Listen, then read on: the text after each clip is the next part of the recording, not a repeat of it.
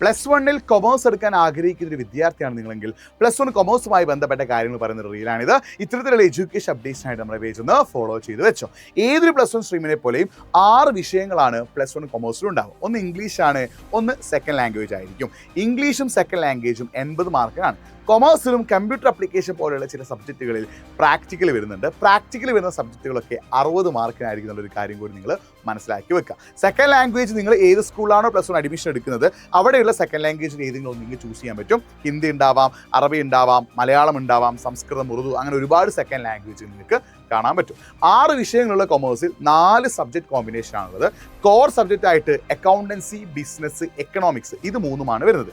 4ാമത്തെ subject ചില സ്കൂളുകളിൽ mathematics ആയിരിക്കും, ചില സ്കൂളുകളിൽ സ്റ്റാറ്റിസ്റ്റിക്സ് ആയിരിക്കും, ചില സ്കൂളുകളിൽ കമ്പ്യൂട്ടർ അപ്ലിക്കേഷൻ ആയിരിക്കും, ചില സ്കൂളുകളിൽ പൊളിറ്റിക്കൽ സയൻസ് ആയിരിക്കും. ഈ 4 കോമ്പിനേഷൻ ആയിട്ടാണ് എന്തുള്ളത് പ്ലസ് വൺ കൊമേഴ്സ് ഉള്ളത്. അപ്പം കോർ സബ്ജക്റ്റുകൾ ഒന്ന് അക്കൗണ്ടൻസി ആണ്, ബിസിനസ് ആണ്, എക്കണോമിക്സ് ആണ്. ബിസിനസ് ഒരു തിയറി ബേസ്ഡ് ആയിട്ടുള്ള സബ്ജക്റ്റാണ്. സോഷ്യലൊക്കെ പഠിക്കുന്ന പോലെ തിയറി ആയിട്ടുള്ള കാര്യങ്ങൾ വായിച്ചും എഴുതിയും പഠിക്കാൻ പറ്റും. കുറച്ചധികം പഠിക്കാനുണ്ടെന്നുള്ളൂ. നിങ്ങൾ ശ്രമിച്ചാൽ നിങ്ങൾക്ക് ബിസിനസ് എളുപ്പത്തിൽ പഠിച്ചെടുക്കാം. ബിസിനസ്സിൽ തിയറി ബേസ്ഡ് ആയിട്ടുള്ള സബ്ജക്റ്റാണ്.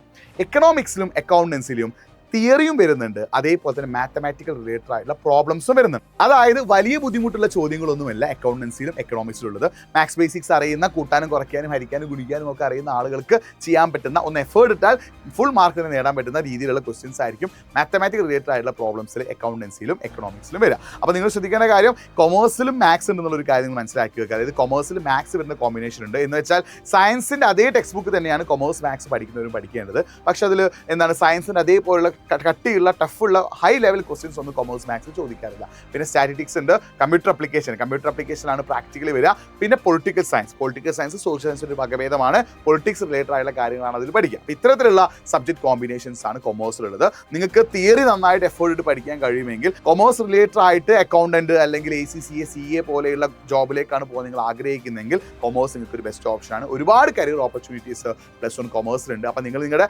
100% എഫേർട്ട് ഇട്ട് പഠിക്കാൻ തയ്യാറാണെങ്കിൽ, നിങ്ങൾക്ക് വേണ്ടി നിങ്ങൾ പഠിക്കാൻ തയ്യാറാണെങ്കിൽ, നിങ്ങൾക്ക് കൊമേഴ്സ് എടുക്കാൻ ഇൻട്രസ്റ്റ് ഉണ്ടെങ്കിൽ നിങ്ങൾ ഡെഫിനറ്റ് ആയിട്ട് കൊമേഴ്സ് എടുക്കുക.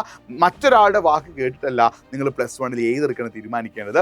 നിങ്ങളുടെ ആഗ്രഹം എന്താണോ, നിങ്ങളുടെ ടേസ്റ്റ് എന്താണോ, നിങ്ങളുടെ സ്കില്ലിൽ എന്താണോ അതനുസരിച്ച് നിങ്ങൾ എന്ത് ചെയ്യുക, പ്ലസ് വണ്ണിൽ ഒരു സ്ട്രീം നിങ്ങൾ സെലക്ട് ചെയ്യുക. അല്ലെങ്കിൽ നിങ്ങൾക്ക് എന്ത് ചെയ്യും, പ്ലസ് വൺ ഭയങ്കര ബുദ്ധിമുട്ടായിരിക്കും. നിങ്ങളുടെ ആഗ്രഹത്തിനനുസരിച്ച് സയൻസോ കൊമേഴ്സോ ഹ്യൂമാനിറ്റീസോ ആണെങ്കിൽ അത് നിങ്ങൾ സെലക്ട് ചെയ്യുക. ഏതെടുത്താലും അതിന് ജോബ് ഓപ്പർച്യൂണിറ്റീസ് ഉണ്ട്, ഒരുപാട് ഫ്യൂച്ചറായിട്ട് ഒരുപാട് ഓപ്പർച്യൂണിറ്റീസ് ഉണ്ട്. ഒരു കാര്യം മനസ്സിലാക്കി വെക്കട്ടോ. അപ്പോൾ ഇത്ര അപ്ഡേറ്റ്സ് നമ്മുടെ പേജ് ഒന്ന് ഫോളോ ചെയ്തു വെച്ചു.